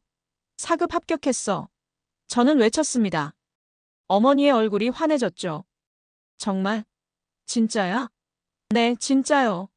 화면을 보여드렸습니다. 어머니가 저를 안으셨습니다. 아들아, 해냈구나. 해냈어. 어머니 눈에서 눈물이 흘렀죠. 에인드라도 안겨왔습니다. 오빠, 축하해. 아웅조도 뛰어왔죠. 형, 대박. 나도 한국어 열심히 할게. 가족들과 부둥켜 안고 울었습니다. 기쁨의 눈물이었죠. 지난 몇 달간의 고생이 떠올랐습니다. 힘들었던 순간들, 포기하고 싶었던 순간들. 다 지나갔습니다. 해냈습니다. 니라르와 조민 아저씨에게 연락했습니다. 합격했어요. 니라르도 환호했죠. 오빠, 나도 합격했어. 우리 둘 다 4급이야. 조민 아저씨도 연락이 왔습니다. 나는 3급이야. 근데 상관없어. 다음에 다시 도전할 거야. 축하해, 뚜라. 학당으로 달려갔습니다. 서연 원장님이 기다리고 계셨죠. 뚜라 씨, 합격했죠? 네, 4급이요. 원장님이 저를 덥석 안으셨습니다. 해냈어. 정말 해냈어. 내가 뭘 했어? 할 수 있다고 했잖아. 원장님 눈에도 눈물이 고여 있었죠. 원장님 감사해요. 원장님 아니었으면 못했어요. 제가 말했습니다. 원장님이 고개를 저으셨죠. 아니야, 내가 한 거야. 나는 옆에서 응원만 했어. 하은 씨에게 카카오톡을 보냈습니다. 하은 씨 합격했어요. 4급이에요. 바로 답이 왔죠. 뚜라 씨, 축하해요. 정말 잘 됐다. 나도 너무 기뻐요. 하은 씨의 기쁨이 메시지로 전해졌습니다. 박준혁 상무님에게도 연락드렸습니다. 상무님 합격했습니다. 4급입니다. 상무님의 답이 왔죠. 축하해요, 뚜라 씨. 약속대로 면접 기회 줄게요. 다음 주에 연락할게요. 심장이 뛰었습니다. 드디어 삼성 면접 기회가 생겼습니다. 집에 돌아와서 아버지 영정 앞에 섰습니다. 아버지 합격했어요. 4급이에요. 해냈어요. 눈물이 흘렀죠. 아버지 사진이 웃고 계신 것 같았습니다. 합격증 사진을 찍어서 영정 앞에 놓았습니다. 아버지, 이거 봐요. 제가 해냈어요. 아버지 아들이 해냈어요. 라디오를 켰죠. 한국 노래가 흘러나왔습니다. 축하해, 잘했어. 그런 가사인 것 같았습니다. 그날 밤 온 가족이 함께 저녁을 먹었습니다. 어머니가 특별히 음식을 준비하셨죠. 오늘은 축하하는 날이야. 맛있게 먹자. 오랜만에 풍성한 식탁이었습니다. 밥을 먹으면서 생각했습니다. 여기까지 오는데 정말 많은 사람들의 도움이 있었죠. 서연 원장님, 최영미 씨, 하은 씨, 박준혁 상무님, 니라르, 조민 아저씨, 그리고 우리 가족. 혼자서는 절대 못했을 겁니다. 이제 면접이 남았습니다.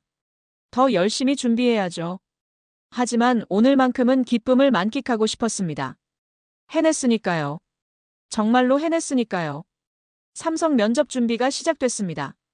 토픽 합격은 첫 단계였죠. 진짜 중요한 건 면접이었습니다. 여기서 떨어지면 모든 게 허사가 됩니다. 서연 원장님이 면접 코칭을 해주셨습니다.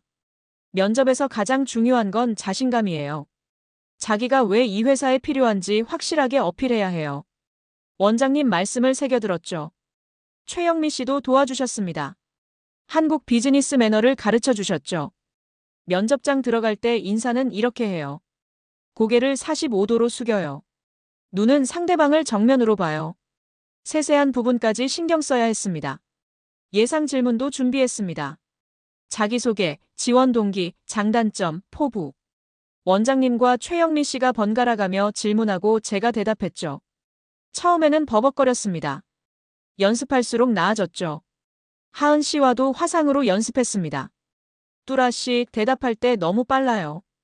천천히 또박또박 말해요. 하은 씨의 피드백이 큰 도움이 됐죠. 감사해요, 하은 씨. 덕분에 자신감이 생겨요. 하은 씨가 미소 지었습니다. 면접 전날 밤이었습니다. 긴장이 됐죠. 잠이 안 왔습니다.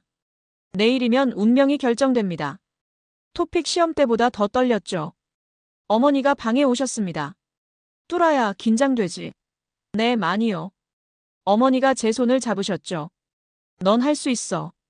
여기까지 온 것만 해도 대단해. 결과가 어떻든 엄마는 자랑스러워. 애인들아도 왔습니다. 오빠, 이거. 또 부적이었죠. 시험 때 만들어준 것과 같았습니다. 고마워, 애인들아. 가슴이 뭉클했죠. 아버지 영정 앞에 섰습니다. 아버지, 내일 면접이에요. 삼성이에요. 꼭 합격할게요. 지켜봐 주세요. 라디오를 켰죠. 한국 노래가 흘러나왔습니다. 힘내, 응원해. 그런 의미인 것 같았죠.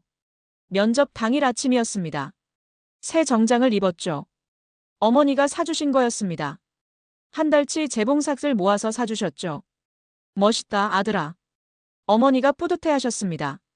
삼성전자 미얀마 법인에 도착했습니다. 높은 건물이었죠. 로비에 들어가니 냉방이 시원했습니다. 긴장이 됐지만 침착하려고 했죠. 면접실 앞에서 기다렸습니다. 다른 지원자들도 있었죠.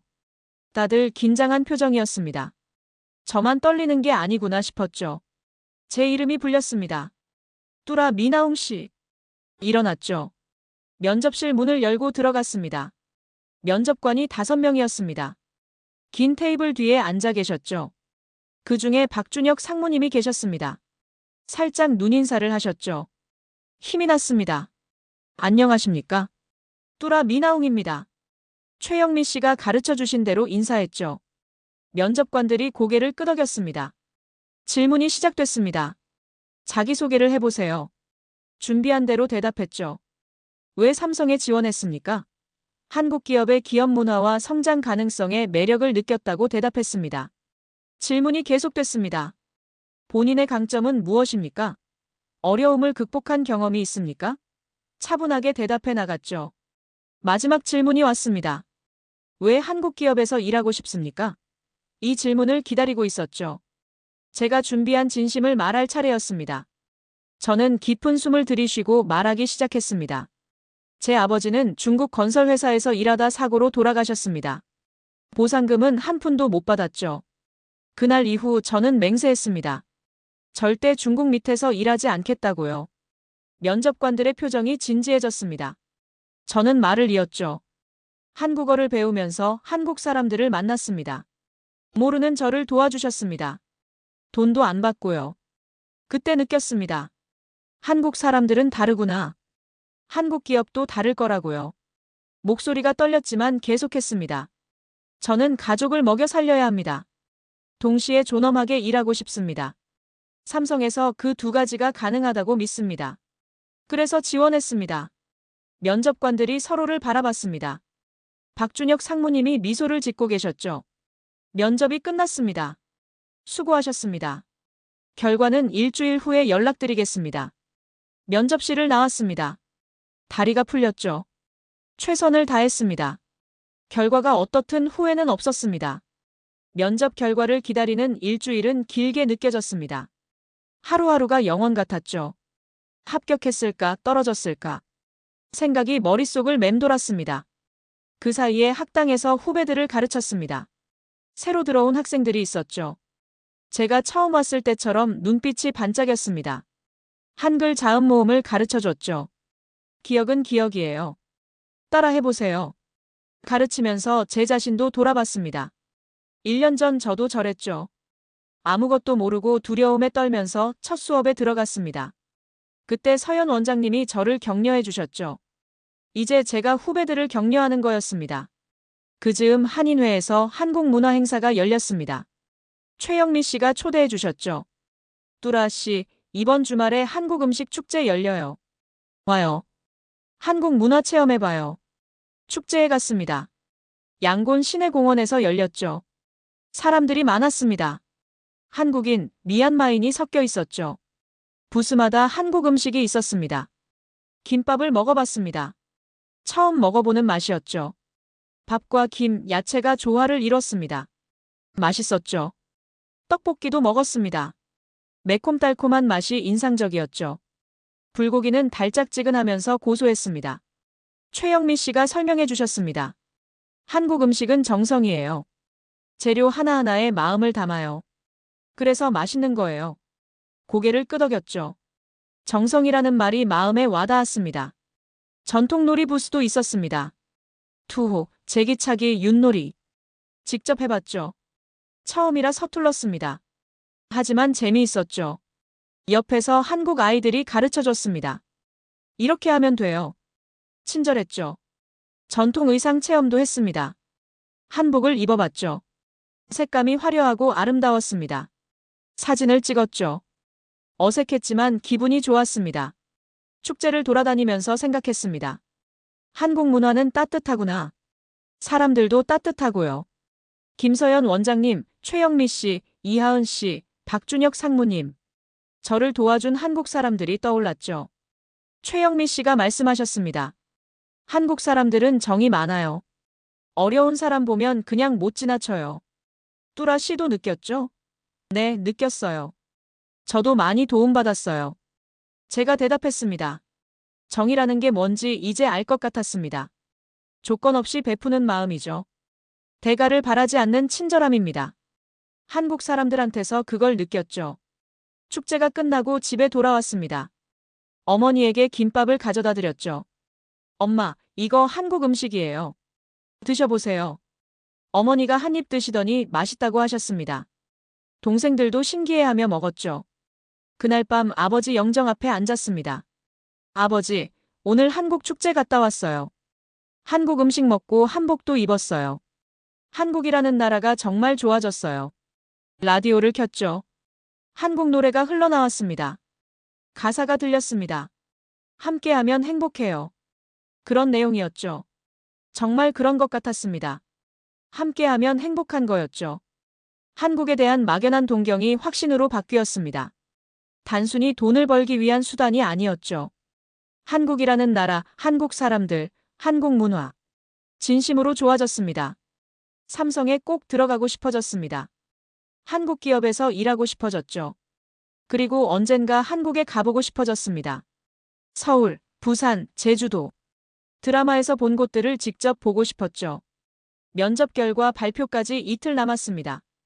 떨리지만 이상하게 평온했죠. 한국이라는 나라가 저에게 희망을 줬습니다. 그 희망을 믿고 기다리기로 했습니다. 이게 한국의 힘이구나. 따뜻함과 정성, 정과 사랑. 그것들이 모여서 한국을 만든 거구나. 저도 그런 사람이 되고 싶었습니다. 받은 것을 돌려주는 사람이요. 드디어 합격 통보가 왔습니다. 박준혁 상무님에게서 전화가 온 거였죠. 뚜라 씨, 축하합니다. 합격이에요. 삼성전자 미얀마 법인 정규직으로 채용됐어요. 순간 귀를 의심했습니다. 뭐라고요? 합격이라고요? 네, 합격이에요. 면접 정말 잘했어요. 면접관들 다 감동받았어요. 상무님 목소리가 밝았죠. 전화를 끊고 한참을 멍하니 있었습니다. 믿기지 않았죠. 해냈다. 정말 해냈다. 삼성에 들어갔다. 어머니에게 달려갔습니다. 엄마, 합격했어요. 삼성이에요. 어머니가 하던 일을 멈추고 저를 바라보셨죠. 뭐라고? 정말이야? 네, 정말이에요. 방금 전화 왔어요. 어머니가 저를 안으셨습니다. 아들아, 해냈구나. 우리 아들 해냈어. 어머니 눈에서 눈물이 주르륵 흘렀죠. 에인드라와 아웅조도 달려왔습니다. 오빠, 진짜야? 형, 대박. 동생들도 환호했죠. 온 가족이 부둥켜 안고 울었습니다. 기쁨의 눈물이었죠. 월급이 중국 기업의 2배였습니다. 이 돈이면 어머니가 더 이상 재봉일을 안 해도 됐죠. 에인드라가 대학에 갈 수 있었습니다.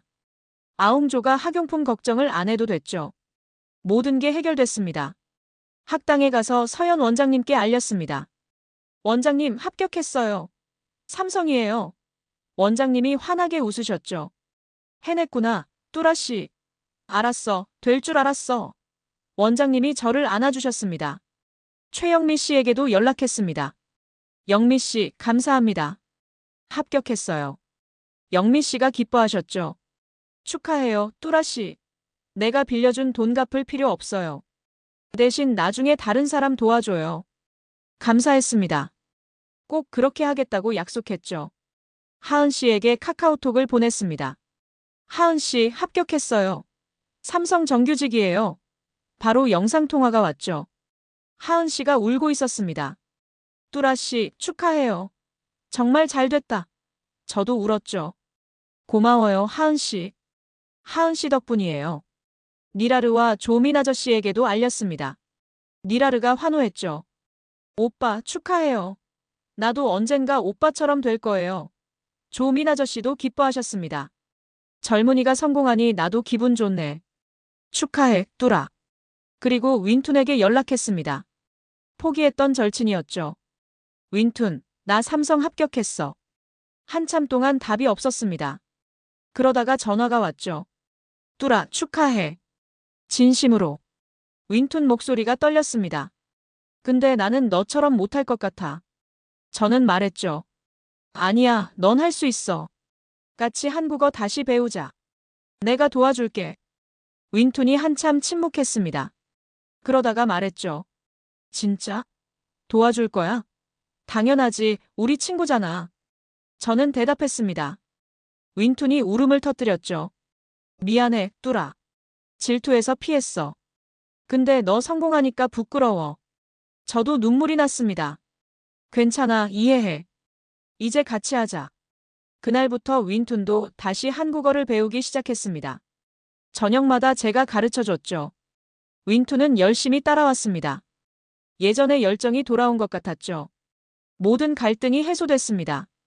가족 문제, 경제 문제, 친구 문제. 다 해결됐죠. 힘들었던 시간들이 지나갔습니다. 이제 새로운 시작이었죠. 아버지 영정 앞에 섰습니다. 아버지, 삼성 합격했어요. 이제 가족 걱정 안 해도 돼요. 어머니 더 이상 재봉일 안 해요. 에인드라 대학 가요. 아웅조도 잘 키울게요. 라디오를 켰습니다. 한국 노래가 흘러나왔죠. 기쁜 멜로디였습니다. 아버지도 기뻐하시는 것 같았죠. 눈물이 흘렀지만 웃고 있었습니다. 해냈습니다. 정말로 해냈습니다. 삼성 첫 출근 날이었습니다. 아침 일찍 일어났죠. 어머니가 새벽부터 도시락을 싸주셨습니다. 든든하게 먹고 다녀와. 어머니가 도시락을 건네주셨죠. 새 정장을 입었습니다. 거울을 봤죠. 낯선 모습이었습니다. 정장 입은 제가 어색했죠. 하지만 뿌듯했습니다. 여기까지 왔구나. 에인드라와 아웅조가 현관까지 배웅해줬습니다. 오빠 화이팅! 형, 잘 다녀와. 동생들의 응원이 힘이 됐죠. 고마워, 다녀올게. 삼성전자 미얀마 법인 건물에 도착했습니다. 높은 건물이었죠. 면접 때 왔었지만 그때와 느낌이 달랐습니다. 이제 여기가 제 직장이니까요. 신입교육이 시작됐습니다. 저 말고도 새로 들어온 사람들이 있었죠. 미얀마인 10명, 한국인 5명이었습니다. 함께 회사 소개를 듣고 업무 교육을 받았죠. 한국인 직원들이 친절했습니다. 뚜라 씨, 뭐 필요한 거 있으면 말해요. 한국어 잘하시네요. 칭찬도 해주셨죠. 감사합니다. 열심히 하겠습니다. 저는 인사했습니다. 점심시간에 구내식당에서 밥을 먹었습니다. 한국 음식이 나왔죠. 김치찌개와 밥. 맛있었습니다. 옆에 앉은 한국인 선배가 말했죠. 뚜라 씨, 한국 음식 괜찮아요? 네, 맛있어요. 한국 축제에서 먹어본 적 있어요. 업무가 시작됐습니다. 처음에는 어려웠죠. 모르는 게 많았습니다. 하지만 선배들이 친절하게 가르쳐 줬죠. 한 번에 안 돼도 괜찮아요.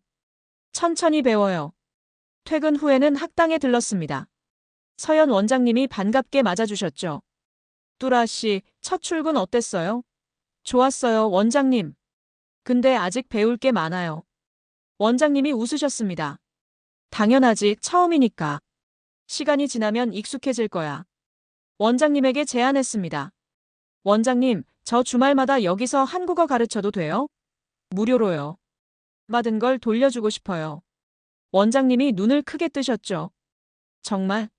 뚜라 씨가 가르쳐주면 학생들이 좋아할 거야. 그렇게 주말마다 학당에서 자원봉사를 시작했습니다. 새로 들어온 학생들에게 한글을 가르쳤죠. 제가 처음 배웠을 때 서연 원장님이 해주셨던 것처럼요. 학생들이 질문했습니다. 선생님은 어떻게 한국어 잘하게 됐어요? 저는 제 이야기를 들려줬죠. 처음에는 아무것도 몰랐어요. 그런데 열심히 하니까 됐어요. 여러분도 할 수 있어요. 학생들의 눈이 반짝였습니다. 예전의 제 모습 같았죠. 희망에 찬 눈빛이었습니다. 그 눈빛을 보니 뿌듯했죠. 집에 돌아오면 동생들이 기다리고 있었습니다. 아웅조가 한국어 질문을 했죠. 형, 이거 어떻게 읽어? 가르쳐 줬습니다. 애인들아도 한국어를 배우기 시작했죠. 오빠, 나도 나중에 한국 회사 갈 거야. 어머니는 더 이상 재봉일을 하지 않으셨습니다. 제 월급으로 생활비가 충분했거든요. 어머니 손이 쉴 수 있게 됐죠. 엄마, 이제 쉬세요. 제가 벌 테니까요. 어머니가 미소 지으셨습니다. 밤에 하은 씨와 영상통화를 했습니다. 뚜라 씨, 회사 생활 어때요? 좋아요. 바쁜데 보람 있어요. 하은 씨가 웃었죠. 다행이다. 뚜라 씨 행복해 보여서 나도 기뻐요. 아버지 영정 앞에 섰습니다. 아버지, 첫 출근 잘 마쳤어요. 앞으로도 열심히 할게요. 아버지가 자랑스러워 하실 수 있도록요. 라디오를 켰죠. 한국 노래가 흘러나왔습니다. 새로운 시작이었습니다. 힘들었던 과거가 지나가고 밝은 미래가 열렸죠. 받은 것을 돌려주는 삶. 그런 삶을 살기로 했습니다. 1년이 지났습니다. 많은 것이 변했죠. 저는 삼성에서 우수사원으로 표창을 받았습니다. 미얀마 현지 직원 중 최초였죠. 박준혁 상무님이 직접 상을 주셨습니다. 뚜라 씨, 자랑스러워요. 처음 만났을 때부터 알아봤어요. 감사합니다, 상무님. 상무님 덕분이에요. 승진도 눈앞이었습니다. 내년에는 팀장이 될 거라고 했죠. 미얀마인 최연소 팀장이 될 수도 있었습니다. 열심히 하면 가능한 거였죠. 어머니 다위는 건강을 되찾으셨습니다. 더 이상 재봉일을 하지 않으셔도 됐죠. 집에서 쉬시면서 손주들을 기다리신다고 농담하셨습니다. 아들아, 빨리 장가가라. 어머니 웃으셨죠. 에인드라는 대학에 입학했습니다. 경영학과였죠. 오빠처럼 한국 회사 가겠다고 했습니다. 한국어도 열심히 배우고 있었죠. 오빠, 나 토픽 3급 목표야. 넌 할 수 있어. 제가 응원했습니다. 아웅조도 한국어를 잘하게 됐습니다. 학교에서 한국어 대회 나가서 상을 받았죠. 형, 나 상 받았어. 동생이 트로피를 들고 자랑했습니다. 잘했어, 아웅조. 형이 자랑스러워. 윈툰도 다시 시작해서 한국 기업에 취직했습니다. LG전자 미얀마 법인이었죠. 고마워, 뚜라. 내가 도와줘서 가능했어. 윈툰이 말했습니다. 아니야, 내가 열심히 한 거야. 우리 친구잖아. 니라르는 한국대학 장학생으로 유학을 갔습니다. 서울에 있는 대학이었죠. 오빠, 나 서울이야. 여기 진짜 좋아. 영상통화로 니라르가 서울 거리를 보여줬습니다. 잘 됐다, 니라르. 열심히 해. 언젠가 저도 가고 싶었죠. 조민 아저씨는 한국어 강사가 됐습니다. 학당에서 가르치고 계셨죠. 늦은 나이에 시작했는데 결국 해냈습니다. 젊은 사람들 덕분이야. 너희가 힘을 줬어. 아저씨가 웃으셨죠. 그리고 이하은 씨가 미얀마를 다시 방문했습니다. 1년 만이었죠. 공항에서 마중을 나갔습니다. 하은 씨가 손을 흔들며 나왔죠. 뚜라 씨, 오랜만이에요. 반가웠습니다. 1년 동안 영상통화로만 보다가 직접 만나니 감회가 새로웠죠. 하은 씨, 잘 지냈어요? 네, 뚜라 씨는요? 저도 잘 지냈어요. 함께 양곤 시내를 걸었습니다. 많은 이야기를 나눴죠. 지난 1년간 있었던 일들, 앞으로의 계획들. 시간이 어떻게 가는지 몰랐습니다. 저녁에 강가에 앉아 노을을 봤습니다. 하은 씨가 말했죠. 뚜라 씨, 저 한국 돌아가면 또 보고 싶을 것 같아요. 저도요, 하은 씨. 서로를 바라봤습니다. 말하지 않아도 마음이 통했죠. 언젠가 한국에 갈게요. 제가 말했습니다. 하은 씨가 고개를 끄덕였죠. 네, 꼭 와요. 제가 안내해 줄게요. 약속했습니다. 마지막 날이었습니다. 아버지 무덤에 갔죠. 하은 씨도 함께 했습니다. 아버지 무덤 앞에 섰습니다. 아버지, 저 왔어요. 많은 일이 있었어요. 삼성 취직했고 가족도 잘 살고 있어요. 어머니는 건강하시고 애인들하는 대학 가고 아웅조도 잘 크고 있어요. 눈물이 흘렀습니다. 그리고 아버지, 한국이라는 나라가 있어서 가능했어요. 한국 사람들이 저를 도와줬어요. 그래서 여기까지 올 수 있었어요. 낡은 한국산 라디오를 꺼냈습니다. 아버지가 유일하게 사주신 선물이었죠. 라디오를 켰습니다. 지직거리더니 한국 노래가 흘러나왔습니다. 가사가 들렸습니다. 다시 만날 거야, 더 좋은 날에. 그런 내용이었죠. 눈물이 멈추지 않았습니다. 하은 씨가 제 손을 잡아줬죠. 아버지, 저 행복해요. 이제 가족 걱정 안 해도 돼요.